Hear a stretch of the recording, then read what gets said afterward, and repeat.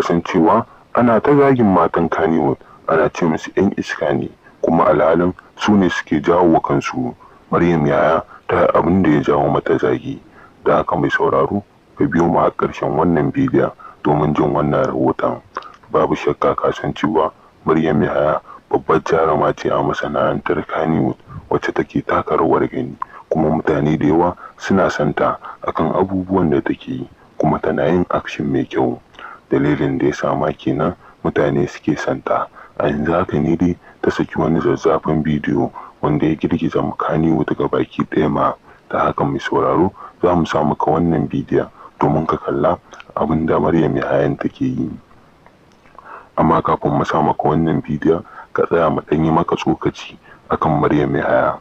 Kasancewa dai Maryam Yahaya ta fito a wannan fim ɗin na Mansur, wanda mutane da yawa sun kalli wannan fim ɗin, kuma mutane da yawa sun so ta, domin kuwa tun a fari a wannan fim ɗin ta fara yin suna, domin mutane da yawa a fim ɗin nan suka santa, wato kuma Mansur. Babu wanda ya san cewa Maryam Yahaya yarinya ce, ko kuma mu ce duk wanda ya kalli fim ɗin Mansur ya san cewa Maryam Yahaya yarinya ce a lokacin bata mallaki hankalin kanta ba, domin kuwa bata wuce shekara 18 ba a lokacin da ta yi fim ɗin Mansur.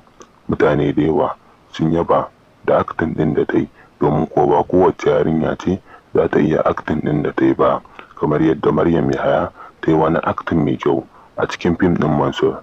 Mutane da yawa sun yaba mata da irin wannan acting ɗin da ta yi, don haka ne ma yasa aka ba ta kyauta akan cewa ta yi acting mai kyau a fim ɗin Mansur. Babu shakka duniya yanzu haka tana yi da Maryam Yahaya, domin kuwa a jaruman Kannywood idan za a sa waɗanda suke tashi sai an sa da wannan shahararriyar jaruma, wato kuma Maryam Yahaya. Kasancewa dai duk duniya sun san da ita, kuma ta tara masoya a duniya. Babu shakka mai sauraro kasancewa dai duk wanda ya san Maryam Yahaya ya san ta ne a fim ɗin Mansur, kuma idan ka tuntuɓa za ka ji hakan. Babu shakka wannan labaran da muke kawo muku labaran gaskiya ne daga wannan tasha tamu mai albarka. To mai sauraro